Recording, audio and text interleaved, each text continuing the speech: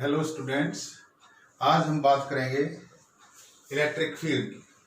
तो electric field के बारे में बात करने से पहले एक बार कूलम लॉ पे को दोबारा डिस्कस करते हैं। कूलम्स लॉ, मान लेते हैं दो चार्ज हैं, ये Q1 और ये Q2, और मान लेते हैं दोनों के बीच डिस्टेंस है R।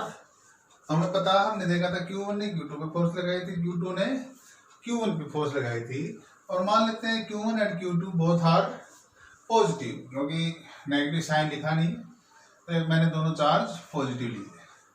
तो Q2 पे फोर्स लगाई Q1 ने, मान लेते हैं ये पॉइंट A, ये पॉइंट B, तो ये फोर्स है F/2 ड्यू टू 1।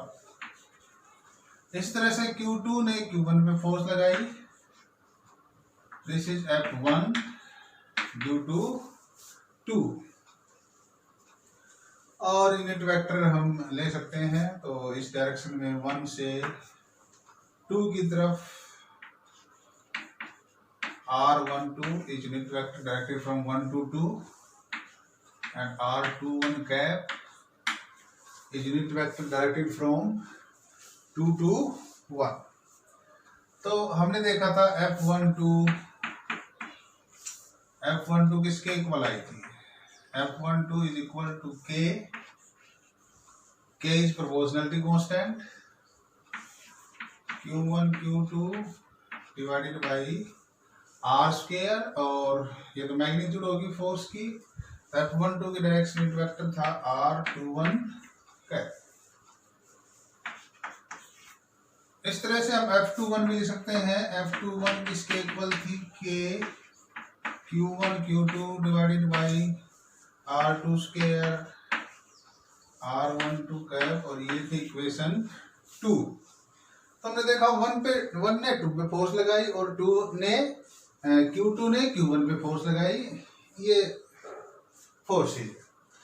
तो अब आप क्या देख रहे हैं, जब हम कूलम लाने से जब हमने डायरेक्ट फोर्स लिखी तो यहाँ पे इंटरेक्शन हो रहा है एक चार्ज का दूसरे चार्ज से डायरेक्ट इंटरेक्शन हो रहा है। तो हम लिख सकते हैं charge interact with second charge and second charge interact with first charge. तो हम इस इंटरेक्शन को स्कीमेटिकली इस तरह से लिख सकते हैं। अब क्योंकि ये जो चार्ज है,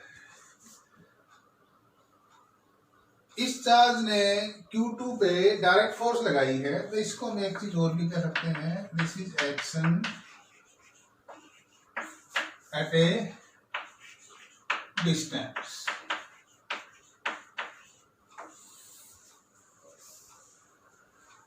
तो साइंटिस्टों को यह बात कुछ हजम नहीं हुई कि भी एक चार्ज ने दूसरे चार्ज पे डायरेक्ट फोर्स कैसे लगाए। हालांकि ये कूलम ने सबसे पहले ये नियम दे दिया था कि भी जो फोर्स है वो आप ऐसे निकाल सकते हैं। तो सपोज ये कोई चार्ज रखते हैं यहाँ पे कैपिटल Q चार्ज रखा है यहाँ पे। अब ये जो कैपिटल Q चार्ज है, इसके आसपास जो स्पेस है, उस स्पेस में यदि मैं कोई दूसरा चार्ज रखता हूं, सपोज मैंने यहाँ रख दिया Q नोट इस पॉइंट पे, तो इसने फोर्स लगाई इस तरफ। सपोज मैं Q नोट को इस पॉइंट पर रख दूं तो फोर्स लगी इस तरफ। अब देखिए, जब मैं इस कैपिटल Q के पास इस चार्ज को रखता हूं तो दूर रखता हूं तो फोर्स लगती है कम, पास लेके जाता हूं तो फोर्स लगती है ज्यादा। तो ये जो कैपिटल Q चार्ज है, बेसिकली इसको कैसे पता चल रहा है कि चार्ज दूर है तो कम फोर्स लगानी है, पास आएगा तो ज्यादा फोर्स लगानी है। और यदि ये जो चार्ज यदि ये माइनस हो तो फोर्स की डायरेक्शन बदलनी है, यदि चार्ज प्लस हो तो रिपल्सिव फोर्स लगानी है। यानी कि जो फोर्स की मैग्नीट्यूड है, फोर्स की डायरेक्शन है, जो पहला चार्ज है इसके आसपास किसी रीजन में जो फोर्स लग रही है, तो वो फोर्स इसको कैसे पता है कि डिस्टेंस जो है वो कम है, ज्यादा है, कितनी फोर्स लगानी है? तो साइंटिस्टों ने कहा कि जो चार्ज का इंटरेक्शन है दूसरे चार्ज के साथ, वो डायरेक्ट इंटरेक्शन नहीं है, बीच में एक इंटरमीडिएट जो क्वांटिटी है वो भी यहाँ पे इन्वॉल्व होती है, और उस इंटरमीडिएट क्वांटिटी को उन्होंने नाम दिया इलेक्ट्रिक फील्ड।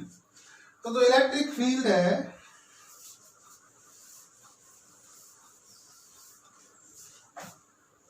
वो एक इंटरमीडिएट क्वांटिटी है। तो जो इंटरेक्शन है उसको उन्होंने कैसे डिफाइन किया?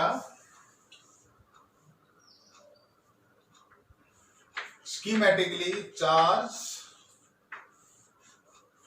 पहले तो ये जो चार्ज है ये इंटरेक्ट करेगा और ये स्पेस में एक क्वांटिटी, जैसे मैं इस चार्ज को रखता हूं, मैं यहाँ पे सपोज मैं यहाँ पे कैपिटल क्यू ले लेता हूं, कैपिटल क्यू चार्ज रखा है ओ पॉइंट पे। तो ये जो कैपिटल क्यू चार्ज है इसके आसपास जो रीजन है, जो स्पेस है, उसमें यदि कोई दूसरा चार्ज रखा जाए तो उस पर फोर्स लगाता है। तो वो जो आसपास, इसके आसपास जो स्पेस है उसको साइंटिस्टों ने कहा इलेक्ट्रिक फील्ड। तो और डिटेल में आते हैं इलेक्ट्रिक फील्ड के बारे में। तो जो चार्ज है बेसिकली वो चार्ज पहले इंटरेक्ट करेगा फील्ड के साथ, और फिर जो फील्ड है वो इंटरेक्ट करेगी दूसरे चार्ज के साथ। तो बेसिकली ये जो हमने लिख दी फोर्स, जिसको एक स्टेप में लिख दिया, ये 2 स्टेप प्रोसेस है। This is 2 step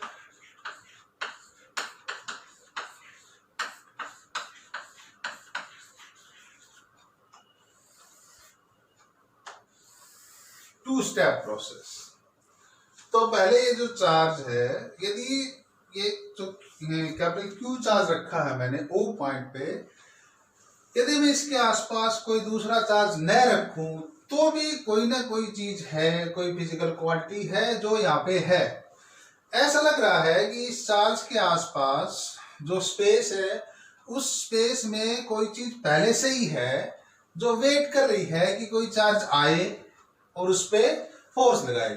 positive charge आएगा तो रिपल्सिव फोर्स लगाएगी, और नेगेटिव चार्ज आएगा तो अट्रैक्टिव फोर्स।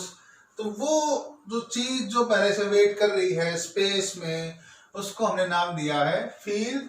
और यदि स्टैटिक चार्ज है then that field is called electric field. आप देखिए जो कैपिटल क्यू चार्ज है जो हमने रखा है ओ पॉइंट पे, और सपोज यहाँ पे पी पॉइंट है, तो इस क्यू चार्ज को जैसे मैंने यहाँ पे रखा ओ पॉइंट, तो ये पी पॉइंट पे वो जो चीज है जो जिसको हमने कहा इलेक्ट्रिक फील्ड, जैसे हमने इस चार्ज को रखा तो पी पॉइंट तक वो फील्ड जनरेट हुई।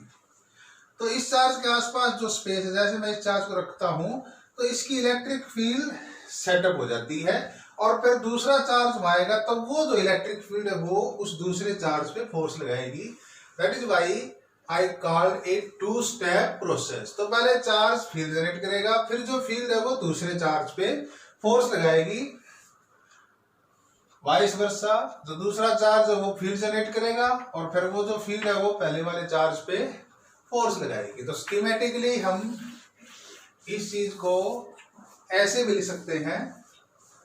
अब साइंटिस्टों ने जो इलेक्ट्रिक फील्ड है उसको कैसे डिफाइन किया?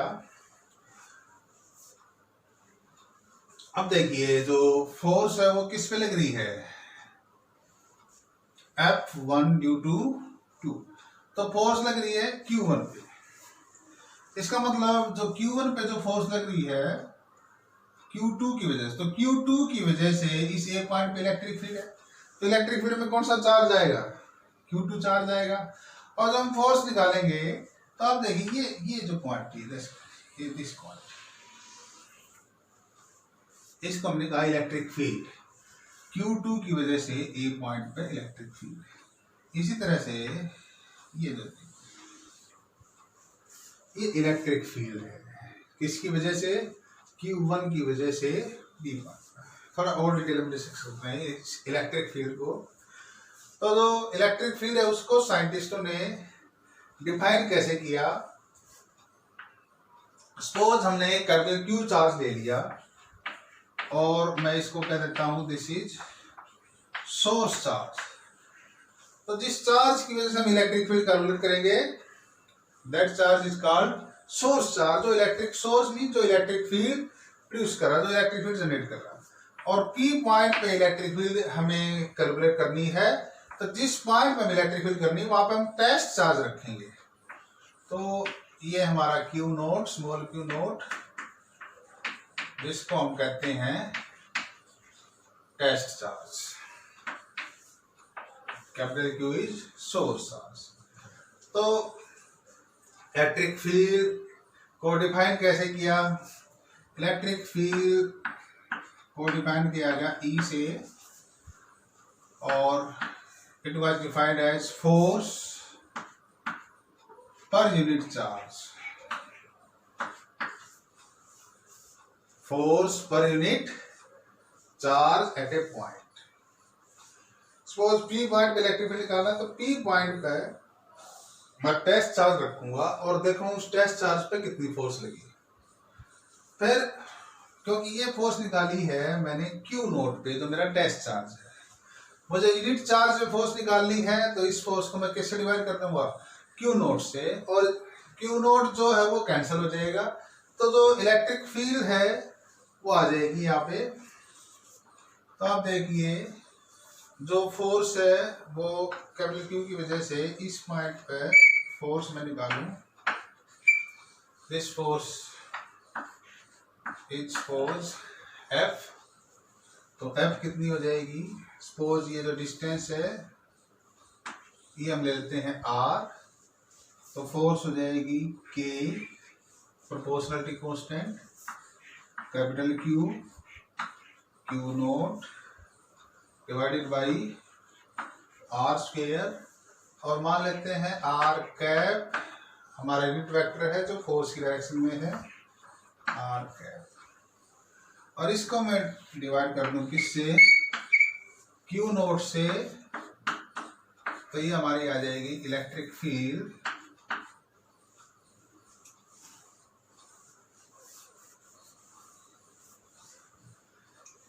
इलेक्ट्रिक फील्ड ई। तो आप देखिए यहाँ पे क्यू नोट तो कैंसिल हो गया, मतलब जो इलेक्ट्रिक फील्ड है वो टेस्ट चार्ज पे डिपेंड नहीं करती। तो इलेक्ट्रिक फील्ड कितनी आ जाएगी? E is equal to K Q by are square into r cap.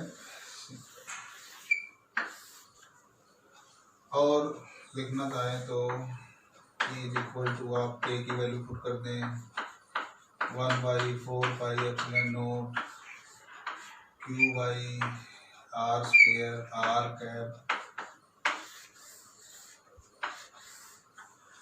तो ये कोई पॉइंट चार्ज कैपिटल क्यू जिसकी वजह से हमने पी पॉइंट पे निकाली इलेक्ट्रिक फील्ड। तो आप देखिए जो इलेक्ट्रिक फील्ड है वो उसी डायरेक्शन में है जिस डायरेक्शन में टेस्ट चार्ज पे फोर्स लग रही है।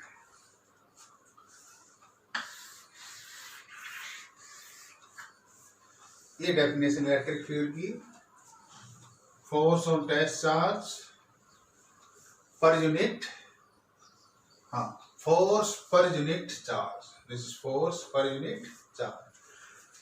यानी जो टेस्ट चार्ज हमने रखा उस पे फोर्स निकाल ली, फिर यूनिट पे फोर्स निकालेंगे तो जो चार्ज रखे जिस पे फोर्स निकाली उससे डिवाइड करना पड़ेगा, and that is electric field. और ये पॉइंट चार्ज की ये इलेक्ट्रिक फील्ड आ गई है।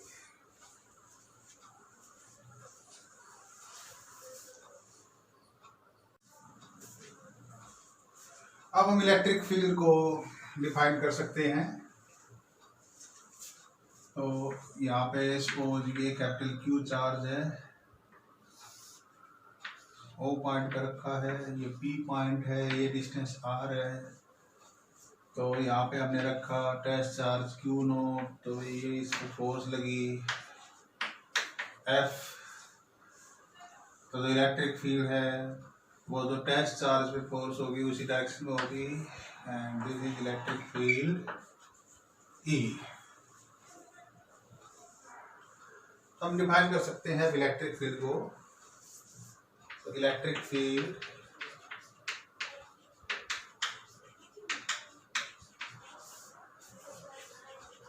Due to a point charge, यहाँ पे मिल गया capital Q. Electric field due to point charge at a point is defined as force per unit gas charge, force per unit gas charge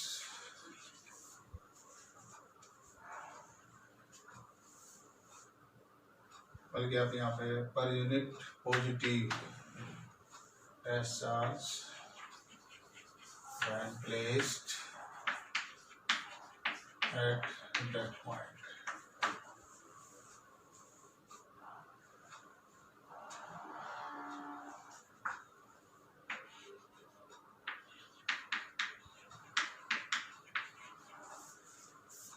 Force exerted per unit positive test charge when placed at that point. और आप इसको ये भी कह सकते हैं force per unit positive test charge when placed at that point. It is a vector quantity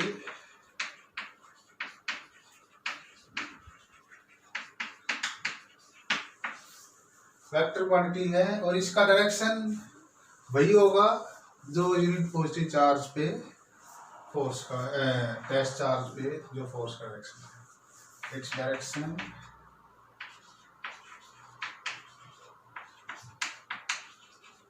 is the direction of force on positive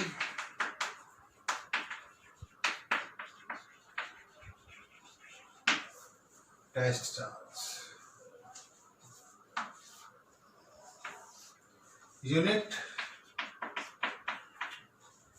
units force की unit है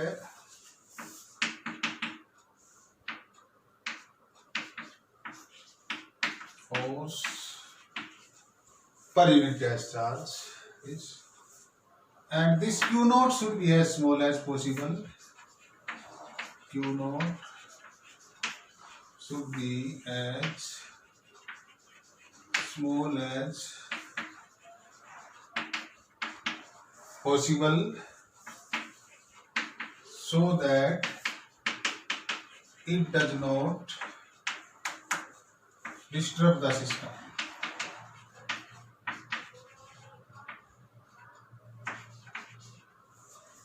सिस्टम और कॉन्फ़िगरेशन।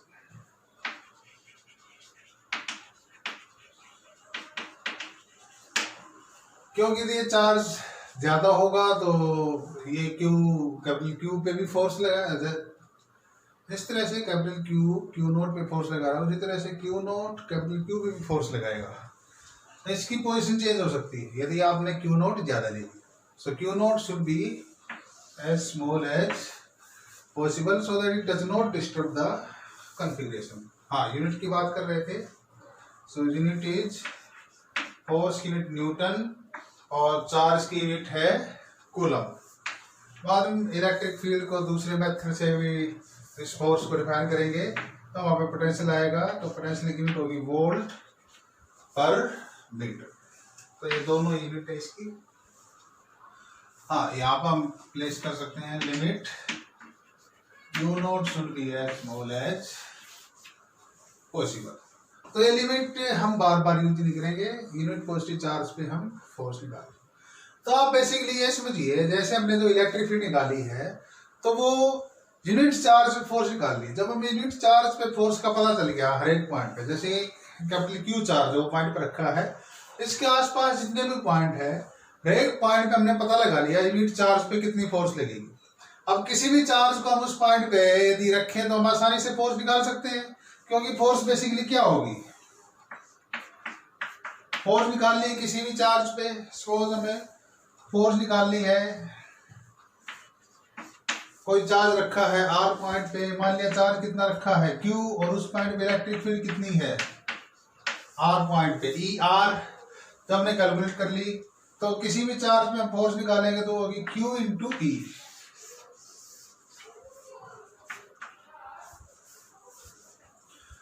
तो ये इसका एडवांटेज है इलेक्ट्रिक फील्ड का। आप basically ये समझो, सपोज आपके पास संतरे हैं और आपने एक संतरे का रेट निकाल लिया, तब आपसे कोई भी या इनफैक्ट जो दुकानदार है वो संतरे ले आया, उसने एक संतरे का रेट निकाला भी एक संतरा 2 रुपए का।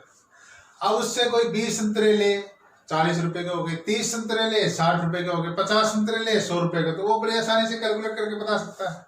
इस तरह जो हमने ये इलेक्ट्रिक फील्ड कैलकुलेट की है, जो इंटरमीडिएट क्वांटिटी है, वो बेसिकली क्या करती है, किसी भी चार्ज को हम रखेंगे, सपोज ये क्यू चार्ज है, जरूरी नहीं है कि ये वन चार्ज, बहुत सारे चार्ज हो सकते हैं, मल्टीपल चार्ज सिस्टम हो सकते हैं। तो हमने जो कोई भी चार्ज कॉन्फ़िगरेशन है उसके हर एक पॉइंट पे इलेक्ट्रिक फील्ड निकाल ली। अब हम किसी भी चार्ज को उस कॉन्फ़िगरेशन में किसी भी पॉइंट पर रखेंगे, यदि हमें हर एक पॉइंट पे इलेक्ट्रिक फील्ड पता है, तो उस कोई भी चार्ज जिसमें हम फोर्स निकालना चाहते हैं, तो वो फोर्स कितनी होगी Q into, suppose Q charge है, charge into electric field at that point. तो ये इसका एडवांटेज है इलेक्ट्रिक फील्ड का।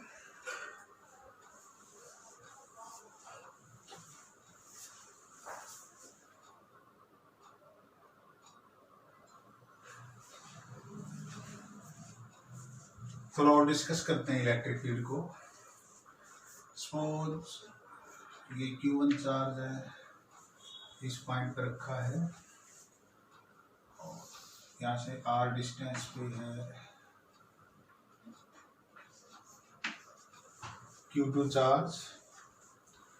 तो पता है Q1 Q2 पे फोर्स लगाएगा,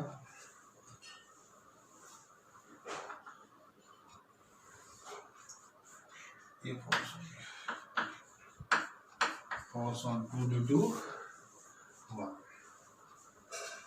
ये पॉइंट ले लो A और ये पॉइंट ले लो B, और फोर्स की डायरेक्शन में आप चाहो तो यूनिट वेक्टर डिफाइन कर सकते हैं।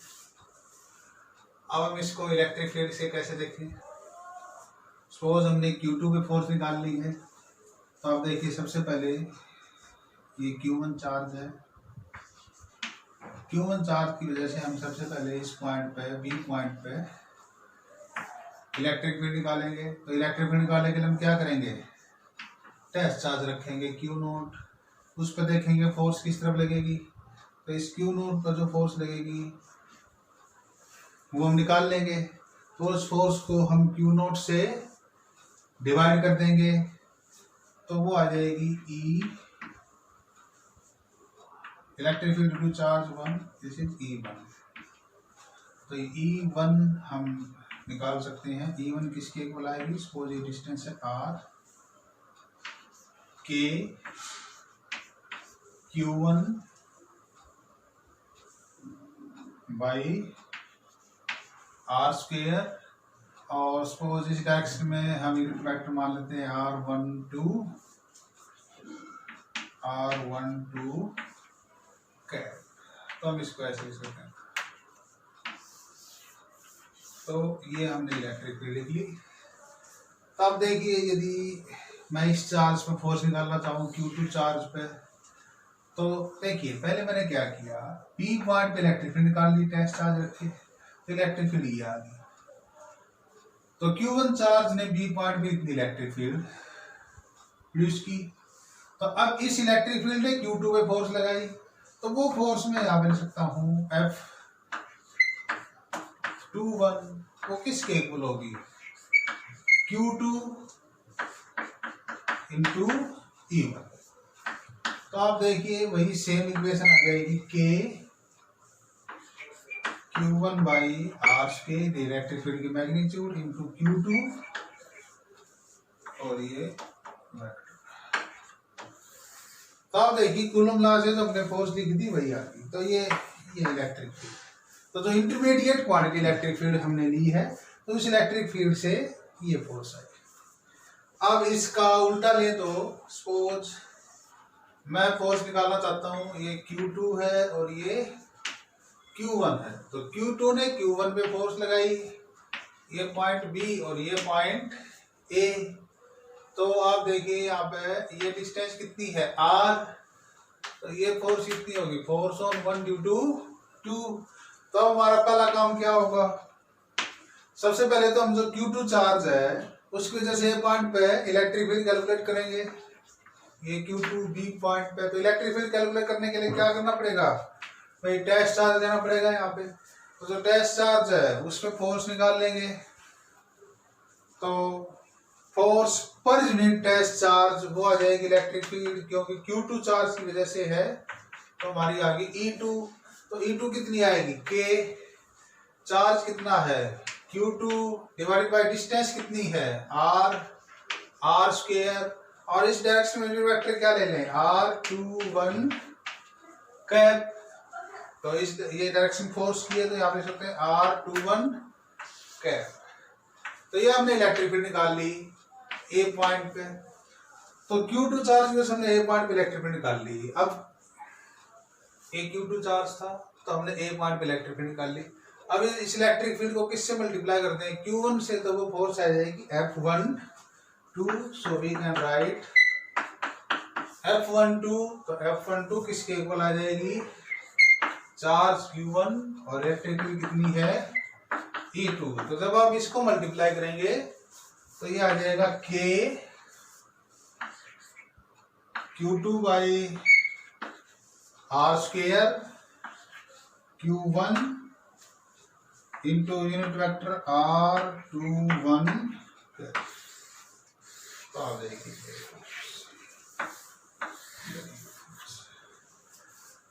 तो हमने देखा जो फोर्स है वो निकाल ली।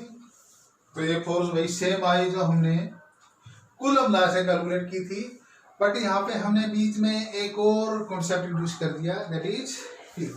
तो हमने देखा Q1 की वजह से B पॉइंट पे इलेक्ट्रिक फील्ड निकाली और Q2 की वजह से A पॉइंट पे इलेक्ट्रिक फील्ड निकाली। तो हमने देखा जो इलेक्ट्रिक फील्ड थी Q1 की वजह से B पॉइंट पे वो अलग वैल्यू की थी, और Q2 की वजह से जो A पॉइंट पे इलेक्ट्रिक फील्ड है ये है, Q2 की वजह से A पॉइंट पे इलेक्ट्रिक फील्ड वो अलग है, और Q1 की वजह से B पॉइंट पे जो इलेक्ट्रिक फील्ड है वो अलग है। तो इलेक्ट्रिक फील्ड जो हमने इंटरमीडिएट जो क्वांटिटी ली, जब दो चार्ज का इंटरेक्शन होता है तो उस इंटरमीडिएट क्वांटिटी से हमने फोर्स निकाल ली और सेम आई। आप ये सोच रहे होंगे कि जब हम फोर्स एक स्टेप में निकाल सकते थे तो हम क्यों ये फालतू की क्वांटिटी इंट्रोड्यूस कर रहे हैं जबकि रिजल्ट तो सेम आ रहा है। तो इसका सबसे पहला तो एडवांटेज ये है, यदि आपको इलेक्ट्रिक फील्ड पता चल जाए किसी रीजन में, हर एक पॉइंट से आप कैलकुलेट कर लें, तो आपको किसी भी चार्ज में फोर्स निकालनी हो तो आप तुरंत वो फोर्स निकाल सकते हैं। आपको बार बार कैलकुलेट नहीं करनी पड़ेगी। तो आप सिंपल क्या करेंगे, इलेक्ट्रिक फील्ड जिस पॉइंट पे वो पूछ रहा है फोर्स किसी चार्ज पे, किसी चार्ज कॉन्फ़िगरेशन की वजह से, तो आप उस पर्टिकुलर पॉइंट पे इलेक्ट्रिक फील्ड कैलकुलेट कर लें और उस इलेक्ट्रिक फील्ड को किससे मल्टीप्लाई करते हैं, चार्ज से, तो बड़ी आसानी से फोर्स आ जाएगी। और दूसरी बात, ये जो इलेक्ट्रिक फील्ड का जो कॉन्सेप्ट है वो बेसिकली कुछ जो बहुत सारे जो फिनोमिना है इलेक्ट्रोमैग्नेटिज्म के, वो आप इलेक्ट्रिक फील्ड के बिना समझ नहीं सकते। बाद में एक मैग्नेटिक फील्ड भी हम डिस्कस करेंगे जब चार्ज पार्टिकल मोशन में होंगे। तो जो one way interaction, one step interaction था, एक चार्ज दूसरे चार्ज पे जो दूर से फोर्स लगा रहा था, जिसकी हमने बात की थी एक्शन एट ए डिस्टेंस, वो basically special theory of relativity जो आप हाई क्लासेस में पढ़ेंगे, तो वो उन रिजल्ट को वायलेट कर रहा था, स्पेशल थ्योरी ऑफ रिलेटिविटी। तो स्पेशल थ्योरी ऑफ रिलेटिविटी क्या करती है, कोई भी चीज लाइट की स्पीड से तेज नहीं चल सकती। तो जैसे हमने यहाँ पे रखा क्यू चार्ज, सपोज हमने रखा है क्यू चार्ज इस पॉइंट पे, और ये जो दूसरा चार्ज है जो जिसको हमने टेस्ट चार्ज माना था, या आप ये कह लें Q1 और Q2 भी ले सकते हैं। सपोज ये मैंने ले लिया Q1 और ये ले लिया Q2, दोनों के बीच डिस्टेंस कितनी है R।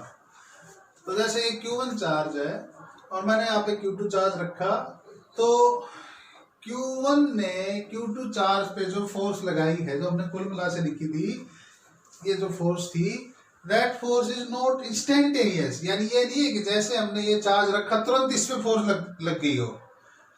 इस चार्ज ने जो इलेक्ट्रिक फील्ड जनरेट की है Q1 ने, उसने Q2 से Q2 तक पहुंचने के लिए कुछ टाइम लिया है, and that time is finite, although the time is very small, because the electric field travel with speed of light।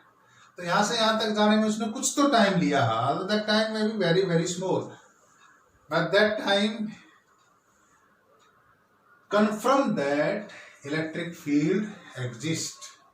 अब बाद में हम डिस्कस करेंगे फैराडे ने जो इलेक्ट्रिक फील्ड है, उस इलेक्ट्रिक फील्ड को एक और दूसरे वे में इंट्रोड्यूस किया था।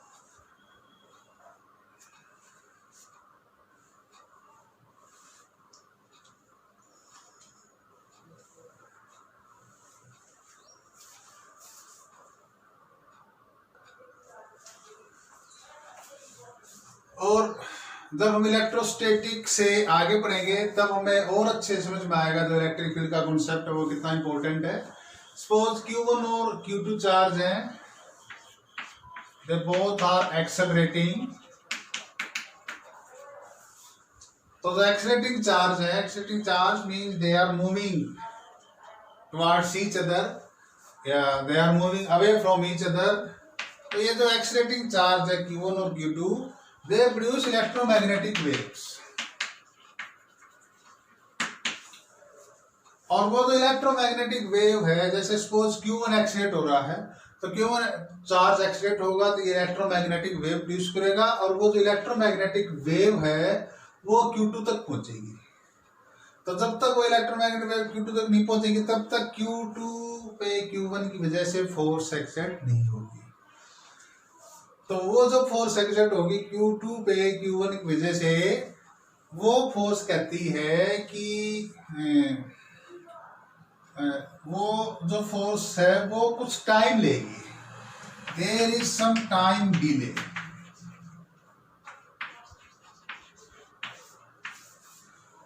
और वो जो टाइम डिले है Q1 की वजह से Q2 पे जो फोर्स लगी, जो इंस्टेंटेनियस नहीं है, जो कुछ टाइम लेती है, that time delay confirm the concept of electric field।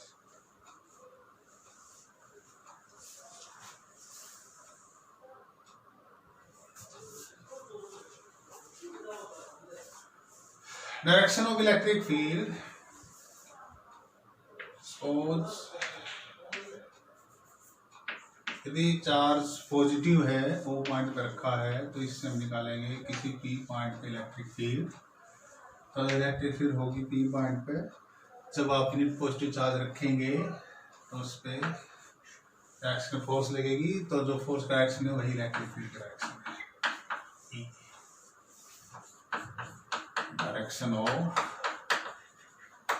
Force on unit positive charge.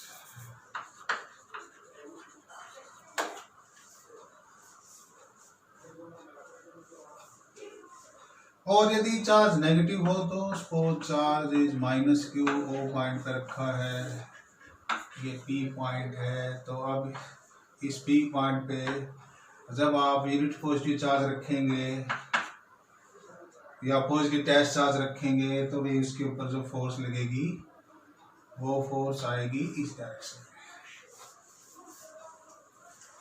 सो जो यूनिट पॉजिटिव जो पॉजिटिव चार्ज है जिसकी वजह से आप इलेक्ट्रिक फील्ड कैलकुलेट कर रहे हैं, उसकी वजह से जो इलेक्ट्रिक फील्ड डायरेक्शन आ रहा है वो आ रहा है रेडियली आउटवर्ड। और यदि सोर्स चार्ज जिसकी वजह से हम इलेक्ट्रिक फील्ड निकाल रहे हैं उसकी बात कर रहे हैं, लेकिन वो सोर्स चार्ज पॉजिटिव, जो टेस्ट चार्ज वो तो हमेशा पॉजिटिव लेना है। सोर्स चार्ज पॉजिटिव भी हो सकता है, नेगेटिव भी हो सकता है, दोनों का मिक्सअप कोई कॉन्फ़िगरेशन किसी भी टाइप की हो सकती है। तो आपको इलेक्ट्रिक फील्ड डायरेक्शन निकालना है। बेसिकली जिस पॉइंट पे आपको इलेक्ट्रिक फील्ड चाहिए, आप उस पॉइंट पे आप इमेजिन करें, +1 चार्ज इमेजिन करें और देखें उस पर फोर्स किस तरफ लगेगी। और यदि टेस्ट चार्ज लेना चाहें तो यहाँ पे क्यू नोट रखते हैं, फिर आपको निकालनी पड़ेगी फोर्स पर यूनिट चार्ज। तो बात वही है। तो यहाँ इसका डायरेक्शन होगा रेडियली इनवर्ड।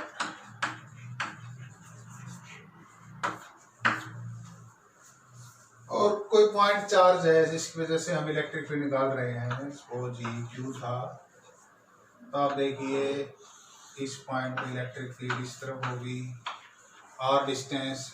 तो यदि आप आर डिस्टेंस का एक स्फीयर इमेजिन कर लें, suppose this is sphere of radius r, इस पॉइंट पे देखें तो इलेक्ट्रिक फील्ड इस तरफ होगी, इस पॉइंट पे देखें तो इलेक्ट्रिक फील्ड इस तरफ होगी, इस पॉइंट पे देखें तो इलेक्ट्रिक फील्ड इस तरफ होगी, तो इलेक्ट्रिक फील्ड इस तरफ होगी, इलेक्ट्रिक फील्ड इस तरफ होगी, इधर देखें तो इलेक्ट्रिक फील्ड इस तरफ होगी, इस पॉइंट पे देखें।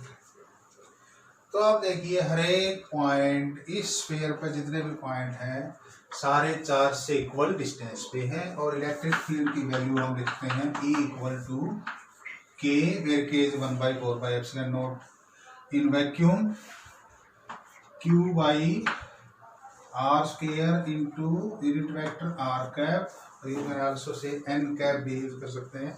तो आप देखिए चार्ज तो सेम है, r डिस्टेंस इस स्फीयर के सरफेस पे हर एक पॉइंट कितनी डिस्टेंस पे है, r पे, चार्ज q है, r same, q same, k constant same, तो means electric field in magnitude is same at all point. तो ये जो कैपिटल Q चार्ज है इसकी वजह से जो इलेक्ट्रिक फील्ड है उसकी सिमेट्री कैसी है, spherical symmetry. So we can write electric field due to a point charge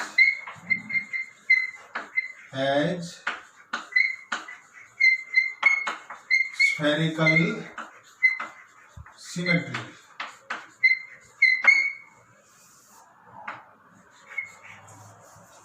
पहला पॉइंट, दूसरा पॉइंट, और ये पहला पॉइंट था जिसमें हमने इलेक्ट्रिक फील्ड का डायरेक्शन देखा था। तो ये डायरेक्शन के लिए पॉइंट चार्ज प्लस हो नेगेटिव कैसा भी हो, और ये हमने देखा इलेक्ट्रिक फील्ड की सिमेट्री के लिए।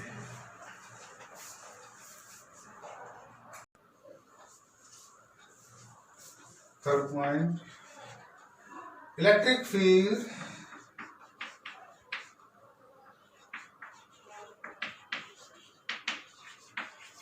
is independent of test charge. Electric field is independent of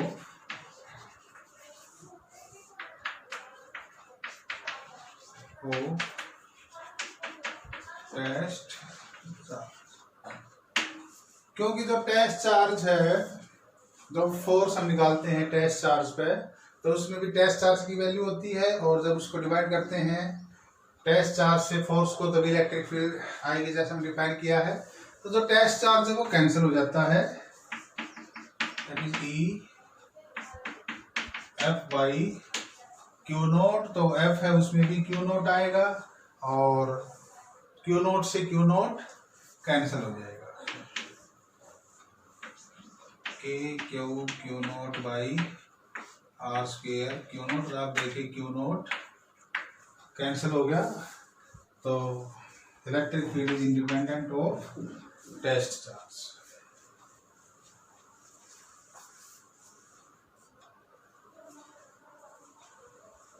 electric field due to a system of charges, मान लेते हैं ये चार्ज है Q1, Q2, Q3 and so on Q1। ये P पॉइंट है जहाँ पे हमें इलेक्ट्रिक फील्ड कैलकुलेट करनी है। मान लो P पॉइंट से इसकी डिस्टेंस R1P Q2 की डिस्टेंस P पॉइंट से R2P, Q3 की डिस्टेंस R3P एंड Qn की डिस्टेंस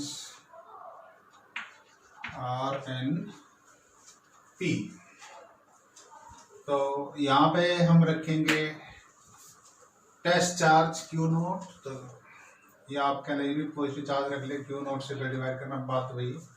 तो Q1 की वजह से P पॉइंट पे इलेक्ट्रिकल रिएक्शन होगा, ये दिस इज E1। Q2 की वजह से ये E2, Q3 की वजह से ये होगी E3 and so on. Qn की वजह से ये होगी E। So net electric field E by superposition principle. Superposition principle क्या कहता है, जो इंडिविजुअल चार्ज है Q1, Q2, Q3, Qn, यदि अलग अलग इनकी इलेक्ट्रिक फील्ड निकाली जाए P पॉइंट पे, तो जो इलेक्ट्रिक फील्ड इनकी आएगी E1, E2, E3, जब दूसरे चार्ज जब इस रीजन में रखेंगे तो उन चार्ज के प्रेजेंट होने से या उनके एब्सेंट होने से Q1 जो इंडिविजुअल इलेक्ट्रिक फील्ड प्रोड्यूस कर रहा था, वो दूसरे चार्ज प्रेजेंट होने के बाद भी वो कितनी इलेक्ट्रिक फील्ड प्रोड्यूस करेगा, E1। ऐसे Q2 कितनी इलेक्ट्रिक फील्ड प्रोड्यूस करेगा, E2। तो वो जो इलेक्ट्रिक फील्ड इंडिविजुअली प्रोड्यूस कर रहे थे, वो दूसरे चार्ज प्रेजेंट होने से भी उतनी ही इलेक्ट्रिक फील्ड प्रोड्यूस करेंगे, और जो नेट इलेक्ट्रिक फील्ड होगी P पॉइंट पे, वो उन सब इलेक्ट्रिक फील्ड का वेक्टर सम होगी। So we can write E equal to E1 plus E2 plus E3 and so on and En। तो जितने भी चार्ज है उन सब के इलेक्ट्रिक फील्ड हम कैलकुलेट करके उन सब का क्या कर देंगे, वेक्टर सम। तो वो आ जाएगी P पॉइंट पे नेट इलेक्ट्रिक फील्ड। आप चाहे तो यहाँ पर वैल्यू लिख सकते हैं आसानी से, आपको पता है ये चार्ज है, डिस्टेंस है, तो यहाँ पे आ जाएगी Q1 by 4 pi epsilon not R1P square, unit vector इस डायरेक्शन में लेते हैं R1P cap plus Q2 4 pi epsilon not R2P square R2P cap and so on.